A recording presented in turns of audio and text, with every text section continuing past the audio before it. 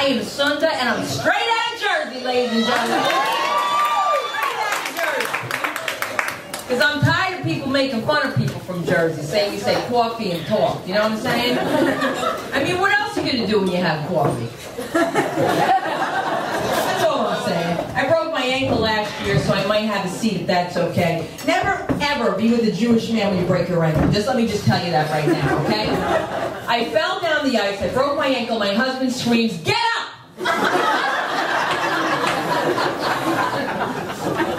Then he says, you know, it was worse when you had a C-section. Like he was cut. You understand what I'm saying? So, of course, it's the EMT worker whose name is Shaniqua, and she is just like, "Oh, no, you didn't say that to her because I had a C-section. It's very painful. You don't know what you're talking about." I was like, amen for sister girl being in the ambulance with me, okay? And I mean, when I tell you it's broken, it's broken. It's broken. It's like a doll sport. It's just broken. You know what I mean? And you can't walk around, and then you have to ask for things from your husband. And I hate to say it, but Jewish men can't hear.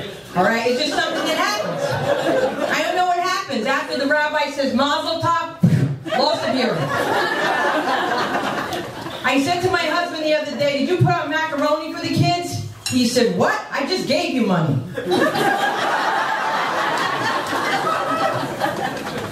I don't want to talk about it because he'll get all mad because he's a Spanish Jew. He's running through the house singing, "Hoy ve como va." So I'm in LA now and things are very different for me.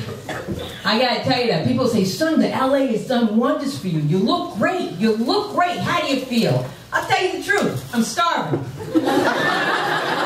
I'm so hungry you have no idea. All I want to do is get pizza because there's a pizza stand on every corner here. Now, I am in a different community than what I'm accustomed to, all right? Now, I'm in a community, they call themselves Persians. They're Iranians. Have you ever heard this? Listen, like, oh, I can't wait to play this tape back there. But I gotta tell you something. The Persian women and black women have a lot in common. So we do get along. We like to straighten our hair. We like to shop and return everything. Wait, you don't like this? I don't know. I was thinking, should I keep this or should I let it go? What do you think?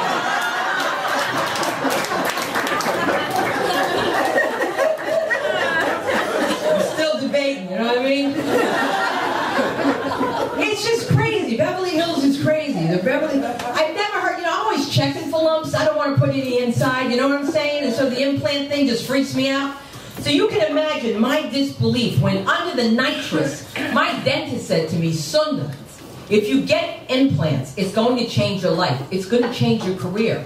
I said, "Excuse me?" I said, "Dr. Roth, I have lived without implants my entire life, and I've been very successful. I had 2 children and very happy." He said, "Well, it's either that or dentures." He was talking about my teeth. I called my husband. I was crying hysterically because I was running out of nitrous. I said, "He's telling me it's going to be implants or dentures." My husband said, "Get the dentures." He had other things in mind. Trying to keep it a clean show now. Hard, you know what I'm saying? I gotta clean up things a little bit because, you know, of my little sketchy past, and as you all know, I had 2 kids within 2 years, and there's a term for that, suicidal. With the first baby, the doctor said, when the pain gets to be too rough, you just call us and we'll give you a pain blocker. And I said, "You're too late. You should have given me that pain blocker for the first 5 years of my marriage." Yeah, because I had a Jewish mother-in-law. That's right. Some of you read the papers and saw the Today Show. Should I go there? Or is it not? Go there. Too soon? Is she going to sue me again? I'm the comedian that got sued by your mother-in-law. Who does this kind of thing? Only Jews. Only Jews will do something like this. Let me tell you, on the black side of my family, we fight, you know, we talk. Hang up the phone, not talking to her. Thanksgiving, come here, yo, what's up? I get that cranberry sauce. You know what I'm saying? That's how you do it. Italians, I'm not talking to her. I'm not talking to her. What happens New Year's Eve? Yo, Vinny, come over here. I'm really glad to talk to you again, baby. I love you. Jews, you're dead to me. Who talks like this? You're dead to me. I got news for them. They're dead to me. They said I put them in the papers. They sued me. from the hood, and I'll tell you how.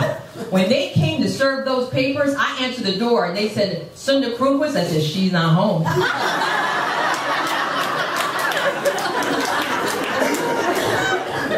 That's why I'm going to get that porter, and he's not getting a tip, because he can. I have to, by law, tell them that it's you. And I said, and I have to call immigration. But that's a whole other story. Out and mean, embarrassing me and my children and stuff like that. And to make matters worse, for this entire tabloid sensation, I don't know what the sensation was. It was just like, you know, comic sued by her mother-in-law. And like, the only thing that was really bad is that they put us up in a hotel, and I see security going up to the room, and they're going to my room. And I said, is there a problem? They said, yeah, we have to go in. There seems to be some kind of fight or something going on. My husband's watching the kids. They're having a pillow fight. I said, Mark, you can't control this? You can't handle this? What can I do? What can I do? So it's really an interesting thing. So some of you who didn't know that, that's what happened. And so I was sued, and people said to me, Sunda, you didn't win that case. The case was dismissed. Why do you think you won? You know how I know I won? Because she's dead. She's dead! I won! That's right. Because there's people in this room right now that remember when I was dating my husband, what my in-laws used to say. They would say, he's trying to kill Mommy! I won! Be careful what you ask for. You don't mess with a girl from Patterson. That's all I'm saying. It's one of those kind of things. But like, there was always drama. Like, from the moment I met my mother-in-law, it was drama. My husband decides to introduce me to my mother-in-law for Passover. All right? This is a bad move. In the car, on the way to the Passover Seder, he leans over and he says, look, maybe we won't tell Mommy you're black. I said, that's smart, she'll never notice. Well, dig it, she noticed. And that's when I noticed that Jews can't whisper. Have you noticed this thing? Now, this is something. This is a phenomenon. This is a phenomenon we should be talking about. Why can't Jews whisper? You can never party with them in the 80s. We were partying with Jewish people. Where's the straw? Nobody got high. All right, go.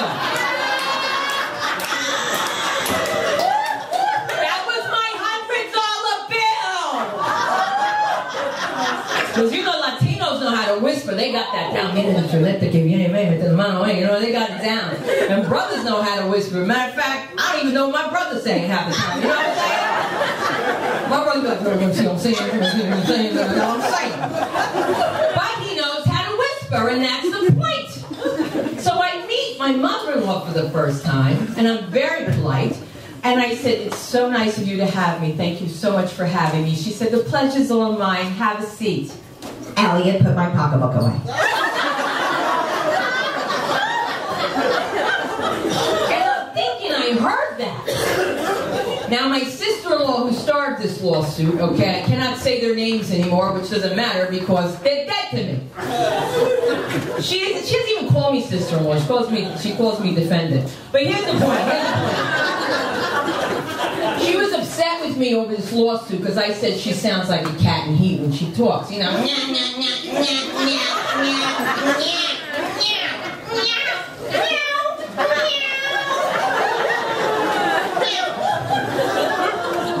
the end of every sentence, pleasure to meet you. So I was like, hey, how you doing? My name is Sunda. Because I thought it was something I should be doing, you know? And then she starts whispering over in the corner, and then she's talking to the best friends, Edie and Mordecai. Now listen, y'all know I ain't lying about this, because we don't have no Mordecais in the hood, you know what I'm saying? Wait a minute, if we do, they trying to collect rent. Hey, you can try. I'm black like that.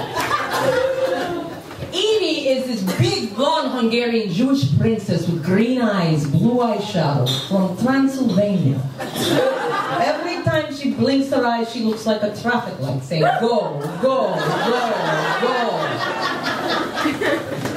Sweetheart, Ruthie says to me that you say you're black. You're such a beautiful girl. Why do you want to say these things about yourself? I am a school teacher for 23 years in Brooklyn. Believe me, I know the black people. You are not black. So I said, said, thank you, and then I stole her wallet, because that's in the script, right? That's in the script, right? The craziest things were happening, okay? Miriam and Jerry were there, and Miriam says, Jerry, what part of the capon do you want? He says, you know I like the dark meat. She goes, shh. You can't make these kinds of things up. They're giving me drama, you know what I'm saying? Like, I don't need this kind of drama, because trust me, I was born a drama queen. My father's Swedish, my mother's African American. You know what that made me growing up back in Jersey? Puerto Rican. But yo, it worked for me. Because you know in New York they got that Puerto Rican Day parade, and I'm just like, excuse me, women's day! So today, my name is Maria Santiago de Velasco de Barranquilla, Bogotá, Puerto Rico! See, I'm living La Vida Loca. Like Ricky Martin. Ricky Martin, I love her. Do not hiss and boo me in the corner. I've got nothing against gay people, honey, because somebody has to do my hair. Hey! And it's amazing, when gay men screw up your hair, you don't complain to them like you would to a straight hairdresser. You just don't, okay? Half of my hair fell out from a relaxer. BJ said, girl, that's called the Brazilian fallout. Everybody getting it. It was like I'm bald on one side of my head. That's the look, girl. See, you got to be in with the in crowd. So that's what happens. So, and I really do. I love my gay friends. It's just when they get in these arguments over things, like she took my lipstick, and I'm just like, okay, get another one. But she let another girl use it. I'm just worried my husband's in high heels when I'm not around, okay? That's all I'm saying. Because for the amount of money he pays for my shoes, I bet he tries them on. He has to. When he gets them, like today, he says to me, we just got a bill from Bloomingdale's. Do you know who charged on it? Oh, no. It must be that invisible charger that lives in the house with you. That made your mother mad. I gotta tell you something. When I tell you drama, it's just not easy, you know, because it's different when you're mixed, though. I want to tell you why. LA, very embracing of the whole mixed situation. Very embracing. They call it biracial. You know what I'm saying? That's what they call it. Oh my God, you're Swedish and black? That's so exotic. Oh my God, are those your real eyes? These are not my girls. I bought them. Oh my God, this is so exotic. Oh my God, you're gorgeous. Are you bisexual?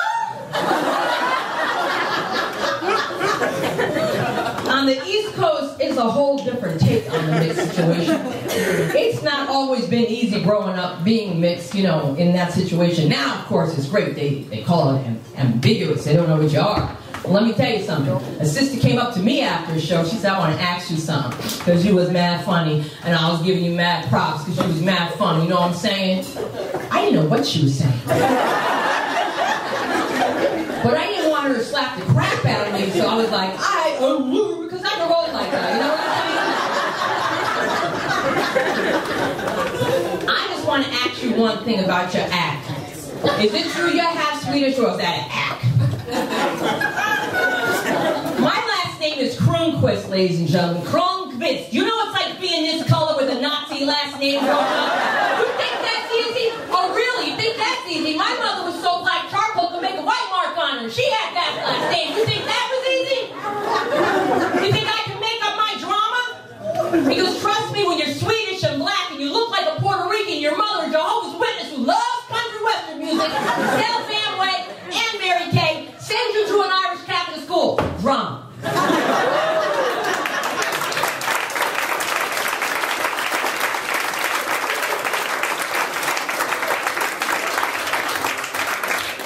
can't make it up. You can't make it up. There are some people here from my Catholic school who know why I converted to Judaism. There's just so many times, or you can just sing that song. Sons of God, hear his holy word, gather around the table of the Lord. Eat his body, drink his blood. That's not appetizing. That's not appetizing. And they were very, very mean to me. I gotta tell you that. One time Sister Bernadine said to me, you know, Sunda, you need to get closer to God, and you need to get closer to Jesus. I said, sister, I want to be just like Jesus. I want to be a Jew. That's what I told her, right? I I mean blessed with holy water. You know what I did to the nun once? She blessed me with holy water and I said, "It's burning!"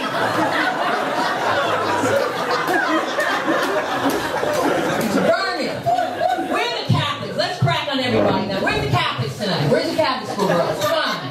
Biggest boom towns in the world. Here we go, right? Catholic school girls. There you go. There you go. Catholic school was a trip, man. They had the Stations of the Cross, and for some reason, now to the non-Catholics here, it's a strange thing. You got to go through each station, and you go, you genuflect, which means, you know, like you're going to do something different, you know, and you go in front of the Stations of the Cross, and then Jesus falls the third time would make me laugh. I don't know why. Why was that funny? The priest would say, "Jesus falls the third time," and I couldn't control myself. They thought I was possessed. She put holy water on me for the last time. I said, "You never get a black girl's hair wet. I will take you down, Sister Bernadine. All right, I will take you down. You don't get my hair wet. My mother told me I can't get my hair wet." So hard going to school with white girls. I was the only chocolate chip in the class. Because white girls would come to your house and see things they never experienced in a white house. For example, they'd be like, "Oh my God, Cinder's mother put a comb on the fire and then put it in her hair. Look at those brown spots behind your ears that says straightening comb burns." A straightening comb is what you put in the fire and then you put it in your hair and then it straightens it. Now you guys are all going to pull up on Brazilian hair, I think. Hair, the price of beauty. I'm telling you something. It's really hard being a black woman with our hair. It really is. Because we can't get our hair wet. That's why it's really a problem when you're a black woman involved in an interracial relationship. What's the first thing a white guy wants to do to get his groove on? What is the first thing? He's like, "Hey, what about me and you, gorgeous? You know, like I'm jumping in the shower." That's what not today. I spent 22 hours in the hair salon. No, not today. Not unless you want to wake up banging a chia pet. I don't think so. White guys don't get it. They're trying to run their fingers through your hair. You don't run your fingers through a black woman's head. You don't know what's in a black woman's head. Hello? Black women are full of surprises.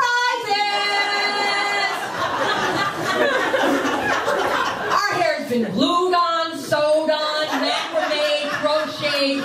All I'm saying is you run your fingers through a black woman's head, you come out a crip, all right? You're a gangrene. That's all I'm saying. And I'm talking about the hair weave, baby. That's right, because I got one of those once. This is all me right now, here and here. But this is what I want to say. Don't laugh at that joke, because my husband said to me, "I know you're sleeping around, you're fooling around on me because you're shaping it up down there." He's shaping it up, it's falling out.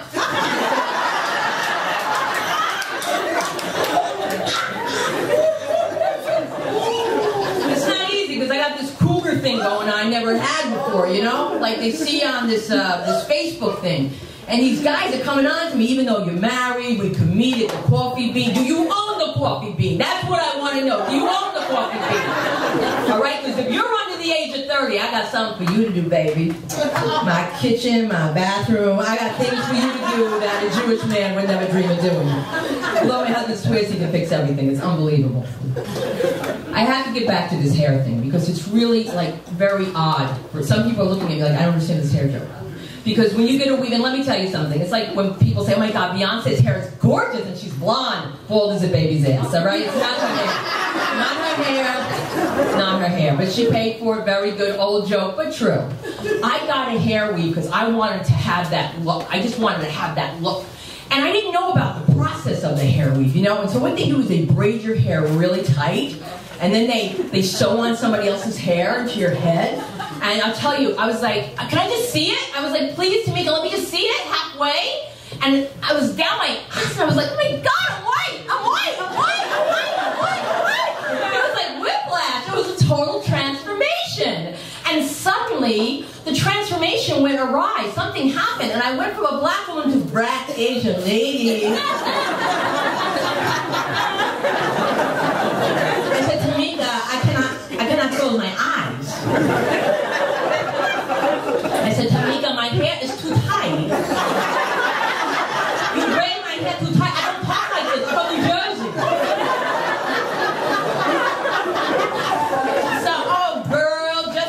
coconut oil and pat that down. You can tell where the black people are sitting. The white people are totally confused. Totally confused. They have no idea of the pain. All right? And you know why black women look so young? Because our hair is so tight. That's why. And you also know why black women are always in a bad mood. They have a headache. Let them have the parking space. Trust me, let them have the parking space. Because it's really hard. One drop of water, the hair goes up like Jiffy Pop popcorn. It's an amazing transformation. It's very, very scary. And after I had the hair weave, I went on a date with this guy. And he was like, wow, you are so hot. You are so... What the hell's going on, dude? Which was okay because really, guys, all he really wanted was this anyway. And you know what? Let's talk about that because we're adults here, okay? What is with the head pushing? Can we talk about that, please? Who's pushing someone's head? Gentlemen, don't do that. Don't do that. My mother taught me to be a lady. Never talk with your mouth full. I have to tell you. I really hate it. I really hate that. Please don't push my head. And then talking to you at the same time, you're trying to concentrate, and it's like you really don't want to be there. And then he's talking to you. He's like, you know, baby, you know, when you do this, what are you thinking? I'm thinking I'm going to puke over your balls. Like,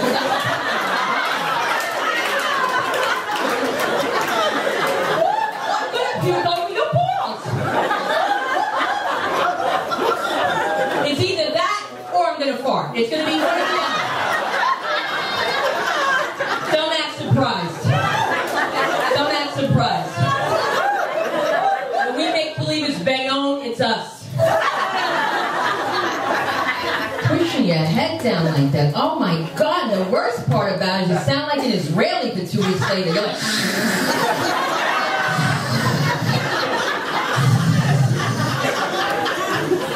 I promised I wouldn't go dirty. But it is so very true. It's so very true. Because men are phenomenal. Men are phenomenal. It really is something. You know, men, when they're making love to you, most of the time are not making love to you, they're making it to someone else. They really are. And you could tell if you could just peek around a little bit, like do a little like act to be like, oh, that's so good. That's that's so. You look behind you, they're like this, like they're in a movie.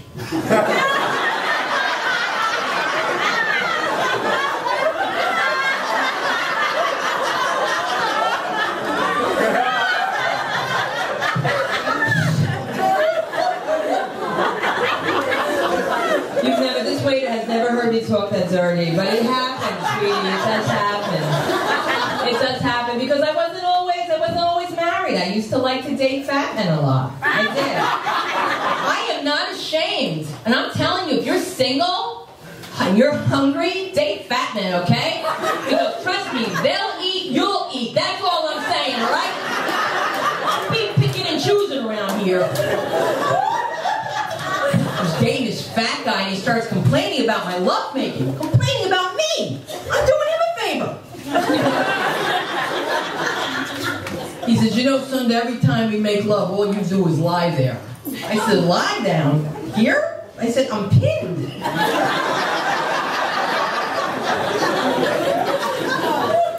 And he's doing that pillow talk, all right? He's doing that pillow talk. He's like...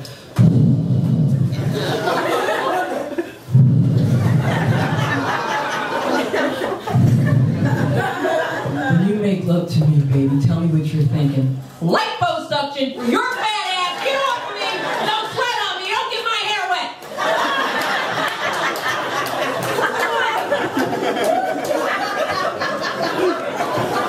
They always want crazy things, men. That's why I'm glad I'm not dating anymore. They always want you to touch theirs and shave yours, right? I don't want to see anything like that. No, you know what I said? Shave your freaking cojones and leave mine out of this, all right? Let's do it that way. But I did it once. You know, everybody drinks tequila. And I was like, damn, when I shaved it off, I was like, damn, I was Miss Sexy. I was Miss Silky. Girlfriends, the next morning, I was Miss Richie Scrappy. I was like,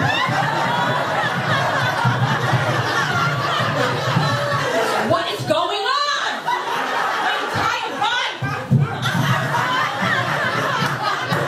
I was on the subway. Somebody said, who's holding a those train doors. Because you need an opportunity to scratch. You know, a man can scratch there, a woman can't touch that. And Italian men, they got a license to touch it. We can't just go around doing scratch. You can't do that. I was helping bums pick up bottles. I said, let me get that for you. You think this is funny? This is not easy being a woman. Do not shave it. Let them shave theirs. And the worst part, it was halfway in, and I run into my mother's friend from church, Miss Roxanne. She said, Lord have mercy, look who it is. Mr. Brown's grandbaby, how you doing? She said, baby, can I help you with something? You need some help? I said, can you help me scratch my pussy? Can you do that?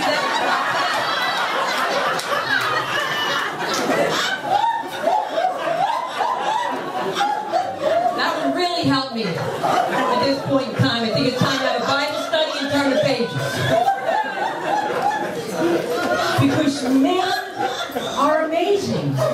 It's amazing the things they want you to do. It's amazing what they want you to do. They look at you, they're like, would you swallow for me? Swallow what? What are you talking about? What are you talking about? Because what's amazing about that is the moment their own semen hits their leg, they scream like it's battery acid. Clean it out! Get a towel! Get a towel! Get a towel! Get a towel! Get a towel! Clean it out! Clean it out! 5 minutes before that, you wanted me to drink that battery acid. What's wrong with you?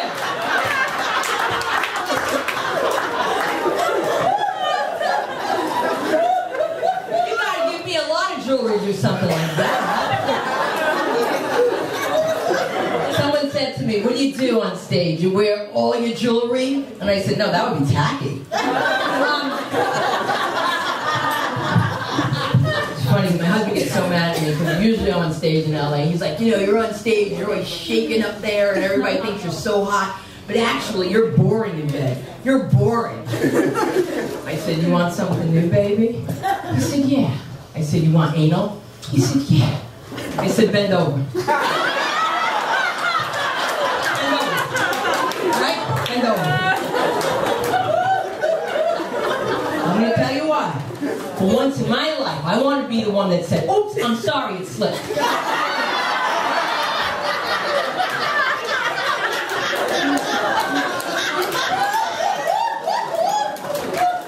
But it's not that kind of show.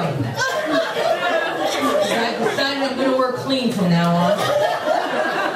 Because I got a story to tell. I got a story to tell. And I'm working on a one-person show in LA. God willing, you guys will fly out there and see it. Because I've had a very strange life. Because let me tell you something. It's not a normal life. I mean, I got a normal family. To me.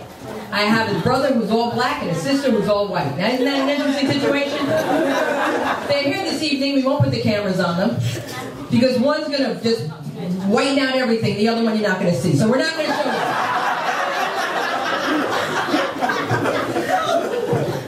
So I'm with my sister, and we're in Disneyland.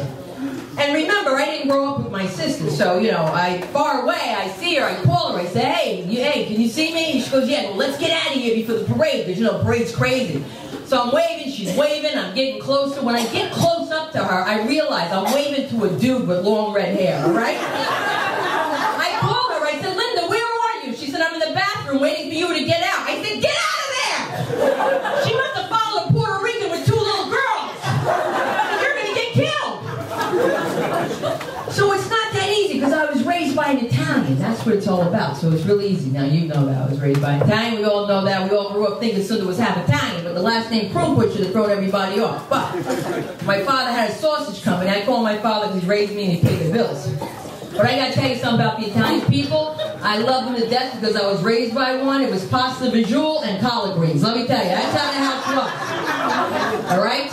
Because the Swedish thing didn't work out. Because I'll tell you something, my mother abused the Swedish one. I can tell you that right now. She would be like, you better get your ass in here now and get these meatballs before they get cold, Gustav. The Italian thing worked a little better. But I gotta tell you, Italians, the most racist people in the world. I love them to death. Honest to God, very truthful. It's true! hey, you're talking to me. I'm going to be very honest with you. And I'm telling you, I was raised by that. And I bring home my boyfriend at the time. And he's Japanese and black. And so, I said to my father, I go, Dad, I want you to meet Mitsuyoshi. And he goes, what are you doing bringing home Vietnamese? Bringing home a freaking Vietnamese to your mother. I said, Dad, he's not Vietnamese. He's Japanese and black. He goes, hey, you can't trust the Japanese. The Mulians ain't shit. They're not going to work. What's the matter with you? I was like, what about Mommy? He goes, I love your mother. He used to have a statue on his Cadillac. You remember how they used to have the Cadillacs with the statues? Remember those that glowed, used to glow in the dark? And then when you got older and you got high, you used to think that was coming to life. It was crazy, right? I remember them melting. I remember it melting and I was laughing. He said, you never laugh at Mother Mary. And I was like, because you can't laugh at Mother Mary. You know you can't laugh at Mother Mary. The craziest thing about growing up around sausage and now being kosher, at least in the house, is that my father would pick me up covered in blood. That's how he would pick me up in a Cadillac. In an apron, covered with blood. And I would have detention every day for doing stupid things. Like, just stupid. You know, like throwing chalk dust in the nun's habit, that kind of thing. But that was fun back then. When you go to a Catholic school, you are so repressed, you have no idea. You are so repressed, you think that everything you do is a sin. You're like, I can't do this, I can't do that. And I'm going to tell you something right now. Jews would make the worst Catholics ever. And I'm going to tell you why. How many pieces of communion do you get in church? One, exactly. Do you imagine Sally Steinberg's complaint? Oh my God, for all the money we spent, one piece? One piece? It's amazing though, people just don't understand. So here I put my kids in a religious school. Why? Because I'm brainwashed, okay? I went to religious school, I send them to religious school. But I send them to Jewish religious school. And every day I hear the same thing. Please tell me if you people have heard of this new condition with all these letters. ADD, ADHD, element of P. Have you heard this? You know, Mrs. Zaffron, your daughter could be an A student instead of a B student. But she got medicine for ADD. I said, you got a problem with focusing? You need one thing to make a child focus. Bring in a Catholic nun. That's all I'm saying. Boom, you're focused. A nun will focus you. I have gotten hit so hard that I think I should have gotten paid for it. Some of you don't know what I'm talking about, and some of you do. But it's just unbelievable the things I'm dealing with now in school. Because I have my own children. And my daughter was like, where'd babies come from? From you and Daddy having sex?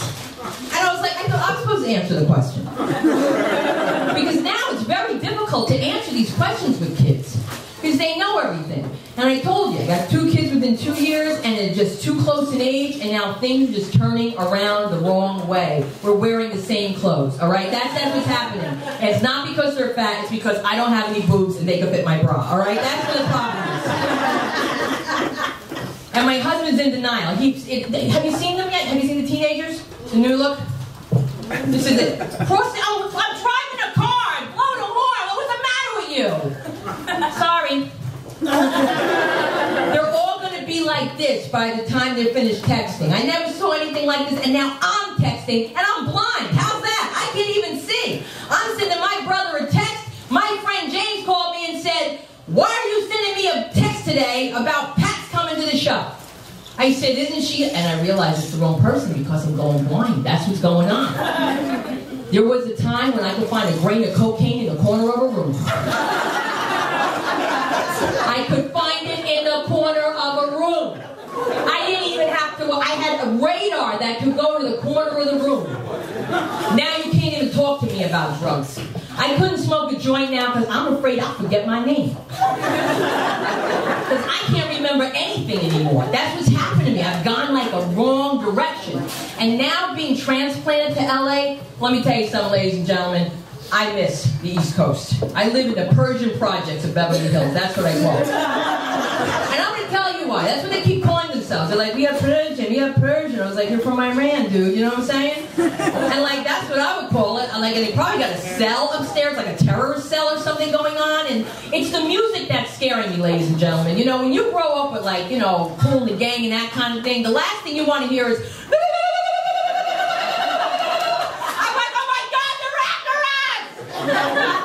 They're going to kill us. So I have this neighbor, as a lot of you know on Facebook. This is what I've done. This is how crazy I am, as how you know I've done this. I have a neighbor who walks like this. All right, this is how she walks, 4:30 in the morning. So I'm very polite about it, you know what I'm saying? And I go up there one morning around 5:30. She's dressed up in some negligee thing with feathers on the side. And, please, come into my home. Please, please, come in. I said, can you keep it down a little bit? I'm just going to tell you, it's a lot of noise. No, you can see my home. She says, everybody's sleeping. The kids watching Nickelodeon. There's rugs on the floor, but not, you know, carpeting. Just those little flying carpets, you know what I'm saying? And so the last time, I got to tell you something what's really bad about being from Jersey. We're very sensitive people, okay? The last time, I called downstairs very politely, and I said, she's making noise again, please ask her not to. She came to my door and said, let me tell you something, and touch me! Who's from Jersey? Nobody touches us. You don't put your hand on us. I chased her up the stairs with a head full of rollers like a freaking guinea right out of Jersey, right? I said, get over here. I said, get over here. I said, punk. She was like, what does this thing is punk? They don't even know you're insulting them. Then my neighbor downstairs, you know what they said to me? They told me, you're making noise. She said, I want you to go back to where you came from. I said, I'll show you where I come from. I come from Jersey. Watch this. I left and I called cops. That's what we do in Jersey. You call the cops. People don't understand why. I mean, because that's what we do. We'll start a fight and then we call the cops. So stop comes in. Right, yeah, come on, baby. I'll call the cops. A cop comes in. He says to me, you Mexican? This is the time to pass. As a Mexican, but I don't do it. And all they say is, God bless you, she's crazy, she belongs in mental hospital. You're never going to believe what I have to live with. These people let the dog crap on the patio, and I have flies that come upstairs. So now what I do is, I put it on Facebook, as many of you know, and the woman told me that if I ever talk about her on stage, she'll sue me. Do you think I'm afraid of being sued after the past year? Do you think I have a fear in my body? But, you know, I do not want to seem like a racist, because I can't be a racist. I just can't be, you know? And I got to tell you, I get along with some of the Persians, you know, because they do like to gossip, you know, but it's different because, like, people gossip differently. Like, you know, when you gossip with Latina girls, they'll be like, what? Are you serious? Are you serious? Oh my God, is she serious? You know? That's how they talk. And, like, you know, when black girls gossip, we'll be like, damn. Damn. But when Persian women gossip, they say, really? People say to me, you do too many Jew bashing jokes. Let me tell you something. I love Jews, and I started dating Jews at a young age. Not regular Jews. I always like the gangster Jews. From Brooklyn, you know the ones with the top hats and the press-on dreadlocks. Don't lose me now. Don't lose me now. And ladies, you know where I met this guy? In a friggin' shoe store. And he said those special words made me strip. He said, for you, I get special price. So I blew him. But here's the thing, right? Follow me on this. After I got all the shoes, I break up with him. And he starts stalking me. Stalking me. Do you know what it's like being a sister stalked by an Orthodox Jew? What is wrong with this picture? This guy's calling my house, hanging up the phone, and harassing me. So I had to get black on him. Okay? And I know how, because I watch those rap videos on BET, you know, so I know how. I was like, yo, my boy, why you calling my house, hanging up the phone, and harassing me like this, David? He said, wait, why do you think it is me? I said, why? Because the hang-up calls stop at sundown on Friday. You think I'd stop there? No. I hooked up with Shlomo, an Israeli. You gotta love Israelis. Have you ever banged an Israeli? No, you should. I tell you what. The salespeople, ma'am, follow me. Sir, you don't believe this. They'll sell you the sweat off your own balls. They're unbelievable. They're salespeople. And I mean, they say things to you in bed, ladies, that you've never heard before and you'll never hear again. You're never gonna hear these things. They're like, honey, look at me. Look at me when I make love to you. Bruta, look at me.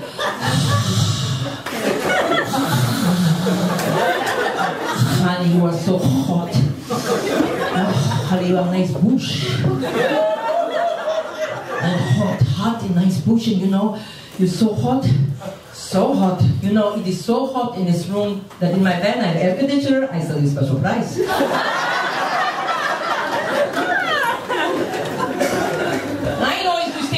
Ladies and gentlemen, I got my degree in criminal justice from Seton Hall University. I thought I would mention that.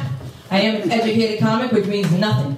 And I tell you, I did probation and parole review, and it's a trip when you're working in a prison. I'm going to tell you why. I'm surrounded by these men who have been incarcerated for like 5, 10, 15 years, and all they're doing is working out. And I'm looking around the jail thinking, there's a lot of cute guys in here. Like, look at that brother in cell block 5. He got some pretty eyes. And he didn't kill nobody.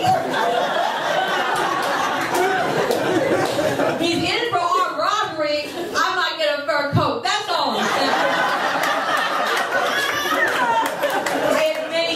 I had many jobs. I used to work at dry cleaners. And people say to me, you have such great taste in clothing. And you come from Patterson. How did that happen? I used everybody's clothing from the dry cleaners. That's how. Yes. If you've ever noticed that there's a stain on your Versace shirt that wasn't there, that's the dry cleaning girl. Just letting you know, I was that girl. But unfortunately, everybody's night comes to an end, and so does mine. And so in closing, I want to tell you that I came on stage tonight a little off, and I am a little off because I come from the heart of the ghetto in a place called Patterson, New Jersey. Very proud. We're going to put it back on the map.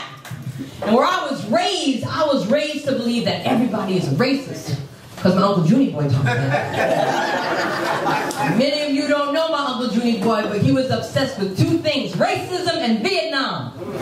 Uncle Junie Boy had books on Nam. He had movies on Nam. Uncle Junie Boy has never been to Vietnam, ladies and gentlemen. That's crazy. I think everybody's a racist. You'd be like, yo, check it out. See that wench crossing the street, kind of eyed us? That's a racist, yo. He said, Uncle Junie, it's a nun. I don't care what she is, it's the way she cut her eye at us. I said, but she's with a seeing eye dog, she's blind, what is wrong with you? And that's what you said, I know the game, I know what I'm talking about here. You don't know this, I know a racist, I can tell racist. That's how I was raised. But now I live in LA and New York, married to a Jew. I'm here to tell all of you, none of that's true. You should see, ladies and gentlemen, everyone is not a racist. Everyone is, however, a Nazi bastard. And that is what I learned from living with a Jew. You see how things have changed? Because trust me, in the hood, I was rough, I was tough, and everybody was afraid of me. Now I'm living with a Jew. I'm paranoid and neurotic, and I think everybody's talking about me. That's what's happening when you're living with a Jew. Really, it's just like, I know that he hates me. And you know where I'm paranoid most? Ladies, back me up, because the men will never understand. Have you ever been to the Korean, Malaysian, Vietnamese nail salons that think they're talking about you? I swore it was me. Because I walk in and she's just that happy to see me. I don't know this woman. I say, good afternoon, my name is Sunda, and I've got a 6 o'clock pedicure appointment with Kim. Oh, I know Sunda!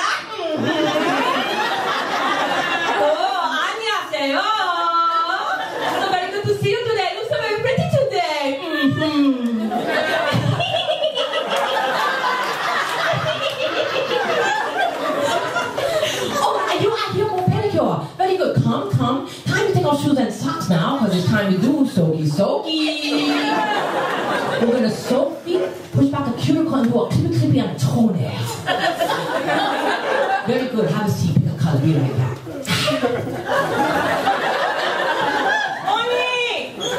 Oni! Sunda. Pare. Mother-in-law.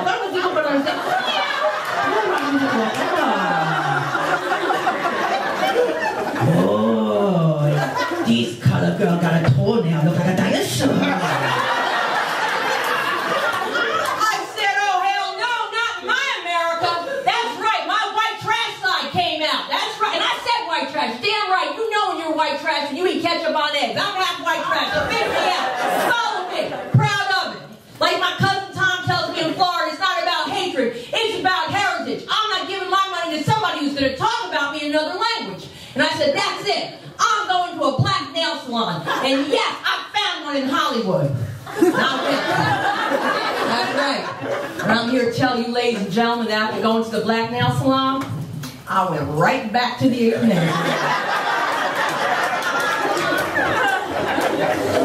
I went to the black nail salon and they talked about me in English. I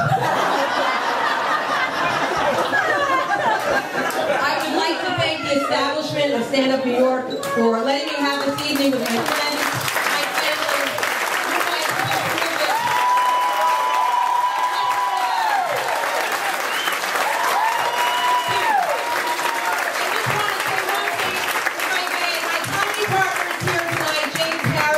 From the James Stand-Up, from the James and Sunda Show. If you watch First Light Television, please tune in. We're on Wednesday nights. It's called James and Sunda, all Jews, all the wine. And God willing, we'll be here next year at Stand Up New York at the same time. And I thank you guys so much, and also the hospitality.